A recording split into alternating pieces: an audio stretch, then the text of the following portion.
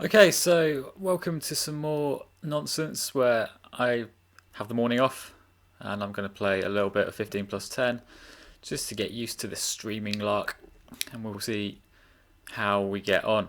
So let's get in the pool and then hopefully we'll have someone reasonable. I think my rating went up about 300 points last night just by playing one game because it was my third or fourth ever at standard play. So we'll see how we get on here. No one else wants to play 15-10. Bit rude. Here we go. Right. Oh, this is rapid. Okay, fine. Okay. We'll play. Let's play some nonsense then. So I've never played rapid on lead chess before, apparently. Who knows? Who knew?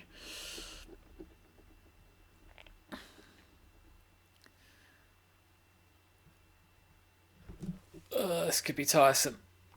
So I started playing more Englishy systems quite recently.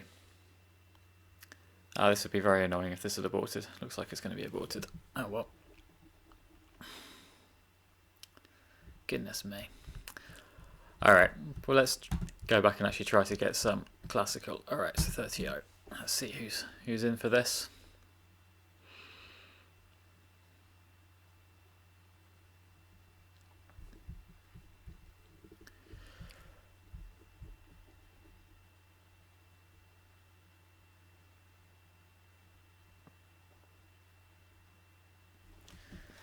It's going to be very dull. No one actually wants to play me today.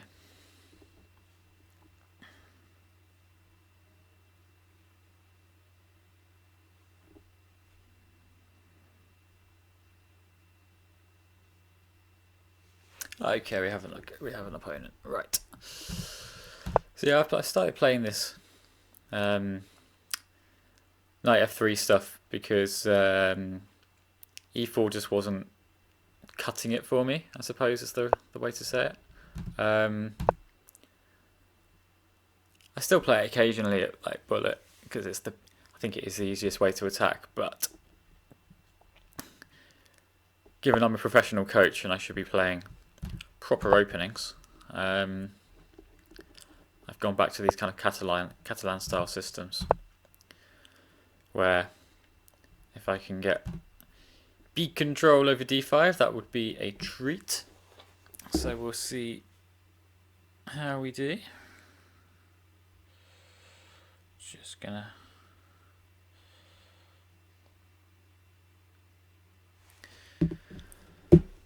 get all this up. I don't know.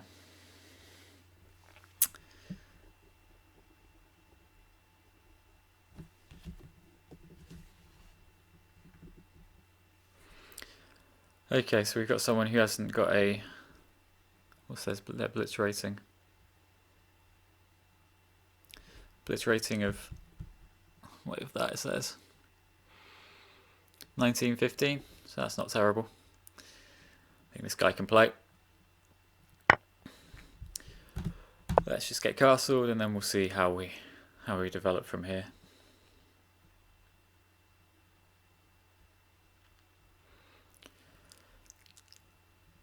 The appeal of these lines for black is that they get rid of any real central pressure, but this bishop might start to do stuff later on down this big diagonal. The more that, in theory, the more that black fights to keep that pawn, the more in trouble they get. I think that's the general idea.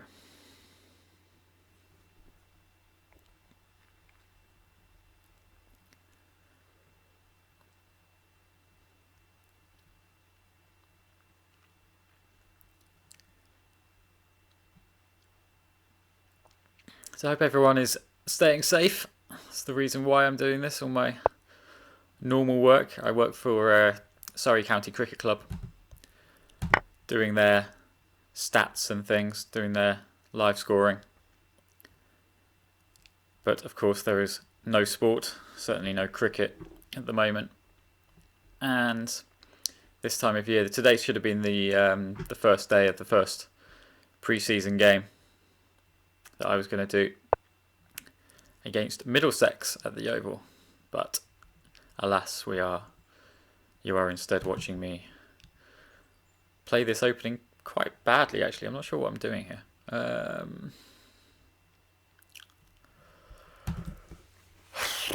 What do we play? Do we play d5? Looks a bit optimistic. I don't particularly want to get an IQP.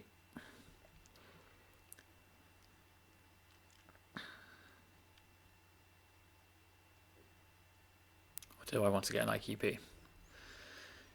d5, knight, a5. Alright, let's just play some nonsense.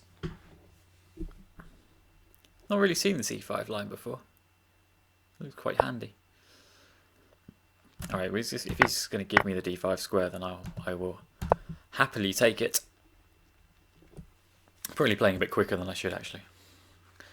Used to playing 3-0.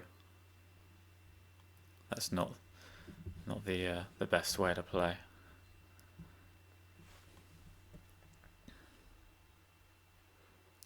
See how we do.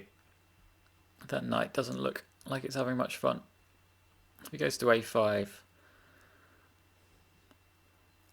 my queen can go anywhere really, because the pawn on d5 isn't being looked at by that knight on f6 anymore. It's going in there.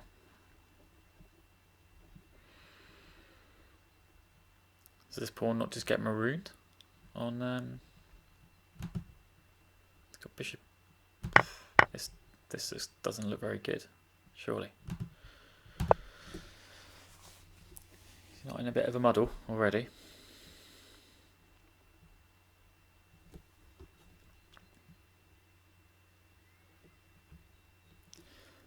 Feels like he's in a bit of a muddle. I've got 2 versus 1. Okay, so he's now got an attack on b2, but okay, so this is quite annoying. But if I can just find a way of doing something afterwards that would be helpful, then I'm going to have an enormous centre, because it's not really a fair swap to get rid of a d pawn for a b pawn. Do I play? No. I feel like this announces itself, doesn't it? My knight's just going to get to c4.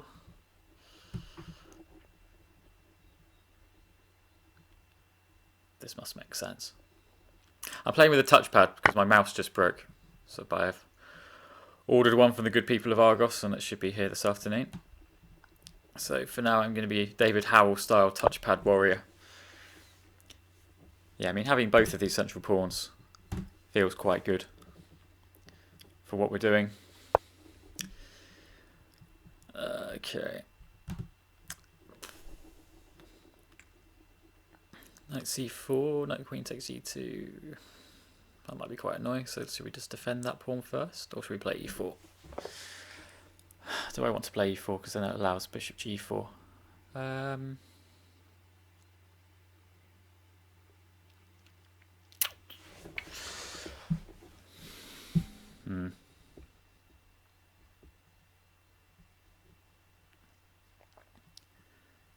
Don't particularly want to allow bishop g4 either. That bishop, I want that bishop on c8 to feel embarrassed, like I can't do anything. I've got e4. I can pretty much play e4 whenever I want, I think. Yeah.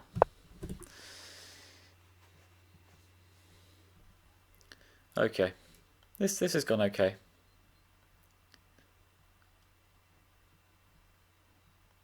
But yeah, I am probably playing a bit fast for the time control. But I'm equally conscious that I don't want to bore anyone with all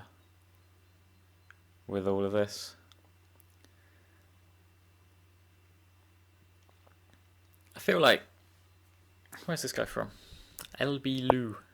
Sounds like a cartoon character, Luby Lou or something. All right, does this make any sense? Play knight c4 now, or do I want to play? Look at these holes. Big holes. I want to go at them. Yeah, okay. So let's kick away the queen, and then we can start thinking about playing e4 e5, I think. Not quite sure where that knight's going to go next. I don't really want to take that bishop on d6. I'm not sure it's doing much. It depends where it puts the queen. If he puts it on f6, then I suppose I can... Now I've opened up the bishop to come here, so I should probably actually do something about that. This pawn on d5 is just very good.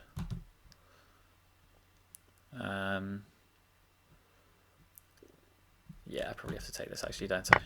And then we can try and get some stuff going down the diagonals or the c-file. He hasn't got really got any threats here, so let's just play a sensible move. He's going to struggle to get his queenside moving because that, when you've got a pawn on d5 that's like this, where it's like a long knight's move away from another pawn, wherever this guy tries to move, it can be taken, either taken on c6 naturally or taken on c6 en passant. Okay, so a5 gives him a chance to get the bishop out, but I feel like I can just play rook c6 here, and I'm really starting to zone in on, because I might even be able to play d6 next move, pretty much whatever he does, and then these pawns start really falling apart. Maybe.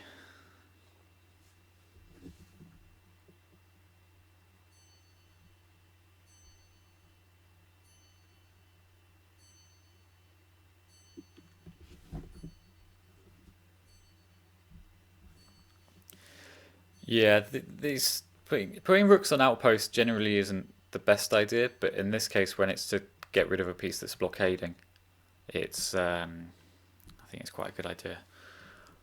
Okay, could I play d6 just straight away? Is that so ludicrous?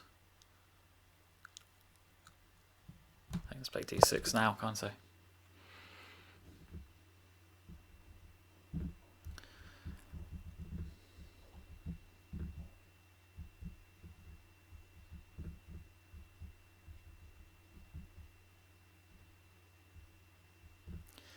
This doesn't look very fun. c7's falling, b6 is falling. Oh, blimey, really? Well,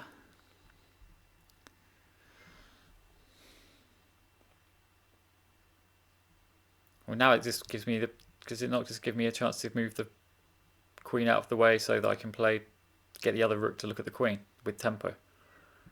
I don't think I really care about the e2 pawn. But I don't even have to give up the e2 pawn, because I can go to c2, can't I, and defend everything. Oh dear.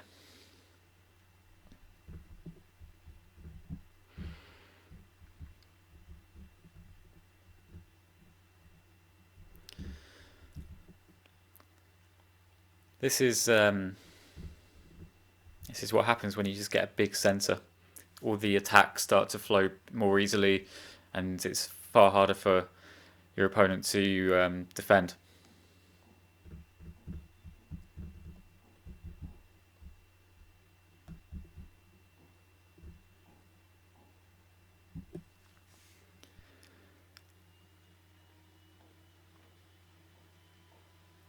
I mean, this is just... Let's compare the pieces, right? Queens, obviously, mine is far better. His bishop's not bad, but my bishop is on the longer diagonal. It's looking directly at his rook, defending my stuff. It's looking all through the centre. My D rook versus his E rook. Okay, his E rook's got a few squares, but it's just not very active at all. He's not really doing anything on the E file, and this is no contest. My pawn structure is slightly more fragmented, which means I need to get this done. I can't allow anything to happen. King safety. I've got this nice little escape square if I need it. But with my queen looking at the escape square here, it's very possible there's going to be some back rank stuff if pieces start falling off the board here. This doesn't feel very fun.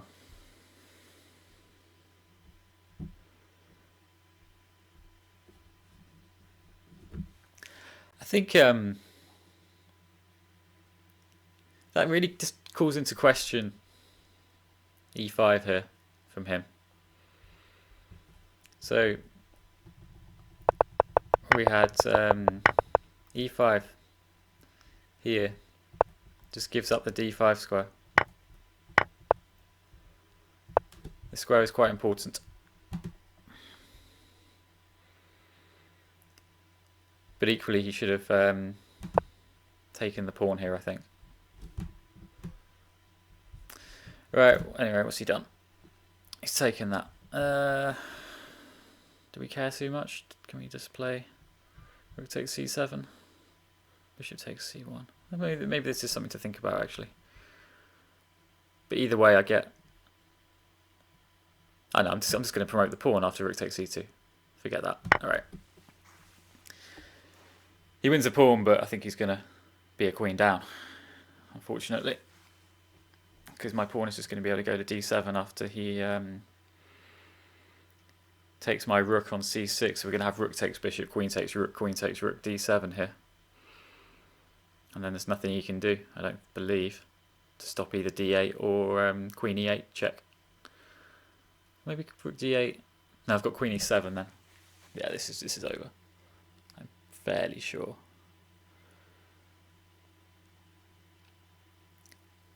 Maybe there's some stuff with queen. Oh, okay, maybe this isn't over.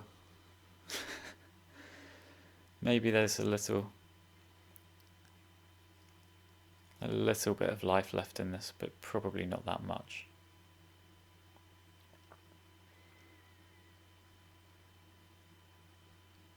If I can get, yeah, so I think I can just play d7 and then rook d8. Maybe not. Hold on, let's look. Alright, so d7, rook d8, queen e7.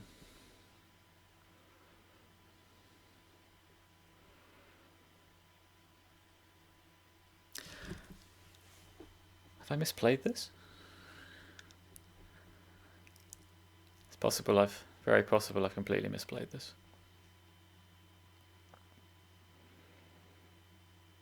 Maybe I am just a pawn down. Should be embarrassing.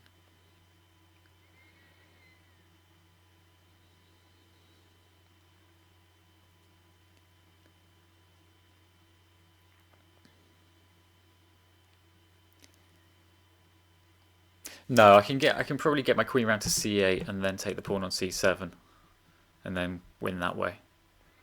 I think that's possible.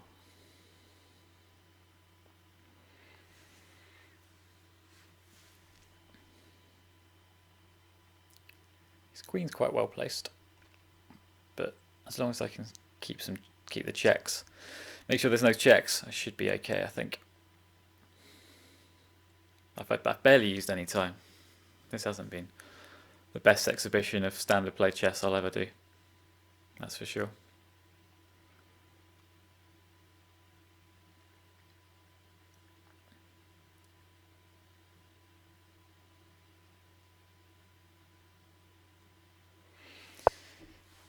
We can go there instead, can we? Not sure you can, mate. I think I just go queen e8 check. I think this wins on the spot. I'm just going to win a rook.